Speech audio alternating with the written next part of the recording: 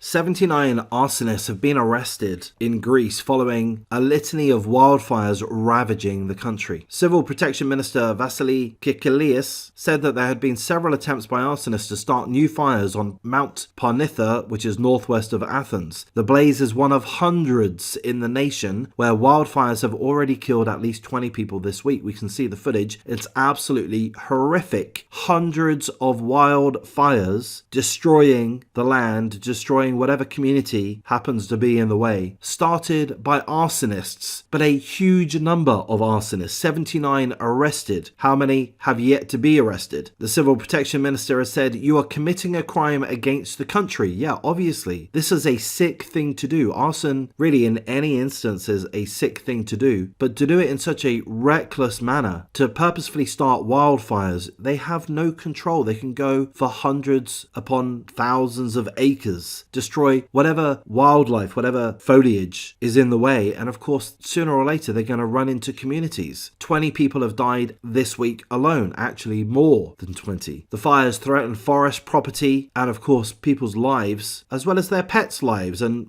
all wildlife. So I am glad to see the strong, fervent approach and anger by the Civil Protection Minister. He's saying, you will not get away with it. We will find you. You will be held accountable. So that is the right level of anger to have. This should not be tolerated. So we're told that earlier this week, the bodies of 19 people believed to be migrants, and there were children among the 19, were found near the Evros region of northeastern Greece. A shepherd also lost his life in the fires in the Boeotia region on Monday. Hundreds of firefighters across Greece have been battling deadly wildfires. I mean, it's not enough, is it? Hundreds of wildfires. It's out of control, and Greece is in the hands of the gods. We're told that the country is going through the worst summer since fire risk maps were introduced in 2009. There's going to be huge displacement, people fleeing their communities. Just such awful devastation that we can see by the pictures. And is it going to get better? How are they going to stop these fires? Sure, they've got hundreds or thousands of firefighters. They've got these planes that are able to dump water, but wildfires are, I'm going to say, look, I could be entirely wrong, but I've got to say that they're extremely difficult to put out. A lot of luck is involved. If the weather is contributing to the spread of the wildfires, then nothing can stop them. And I don't know exactly what I'm talking about, but if the wind blows and pushes the fires forward, then the firefighters can't do anything. So these arsonists absolutely need to be locked away for a very, very long time. This absolutely needs to be stamped out. Why would they do this? Why are there so many arsonists involved? Is this an organized event? Here's my answer: yes. I think I've seen a couple of headlines, some of which are indicating, speculating that the arson attacks, at least some of them, are caused by climate change activists. I don't know how true that is, but this seems to be the suggestion that some of the arsonists have purposely started the wildfires so that they can claim, hey, look, guys, we need to change how we run the world because look at these devastating fires that occur naturally. We need to look after the world. We need to prepare ourselves for climate change. Let's stop burning oil. So seemingly there may or may not be some truth to that, but that is what is suggested. My take on it is, hey, look, guys, I agree. Burning carbon doesn't seem like the best thing to do. It's kind of helped society a great deal. Look at the technology that we have today. We wouldn't have had this unless we had gone through this process of industrialization. But it's been a very difficult, dirty path, and one that almost certainly has harmed the planet in a multitude of different ways. I think of the oceans riddled with garbage, riddled with filth of various kinds, biochemicals, microplastics. I'm no expert, but I think if you were to go to your local beach and fish and get some fishes from the ocean, good luck. I mean, a few decades back, you could be extremely confident that those would be the tastiest and healthiest fish you could possibly eat, but not nowadays. They're riddled with plastic in their belly. We see all kinds of images, videos of this river, that lake, tens of thousands, hundreds of thousands of fish floating to the top, jumping out of the water onto the land because the water's so toxic. So I have a lot of sympathy for environmentalism. I can certainly agree that modern industrialization has not been so-called clean and likely never will be entirely, but we're humans and we've sculptured the world to benefit humans. We've gone too far in some areas and that needs to be addressed, but here's not a good way of addressing things. Starting wildfires. That is sick, psychopathic, twisted manifested, born out of your cultist ideology of environmental activism. Weirdos. And we need to be wary of them. The next time we see somebody gluing their hand to the tarmac of a highway, let's not look upon them as brave little soldiers. Let's look upon them as sick individuals that are a member of a cult of which there may be hundreds, thousands, tens of thousands, hundreds of thousands of fellow followers. We need to stop looking at these people as being do-gooders. We need to look at these people as being potential terrorists. Not all of them, of course, but anyone that's willing to take damaging, illegal, harmful, reckless action needs to have all support revoked. And any organization that supports, encourages, protects activists that do cause these harmful actions of various kinds, they need to be shut down. At least 20 people dead this week alone. 19 migrants, including children, burnt alive in one area. A shepherd burnt alive in another area of Greece. Hundreds of wildfires terrorizing the country. I live in Australia, I live in Sydney, we get bushfires. It hasn't been problematic for the last few years, so I don't know, I'm guessing perhaps we're due some major bushfires soon. It's a bit concerning seeing what's happened in Greece, what's happened in Maui, Hawaii. There's been some other major areas that have suffered terrible bushfires as well recently. Anyhow, I've gone on a bit of a tangent. Of course, full condolences to all of the family and friends of all of the victims. Well done to the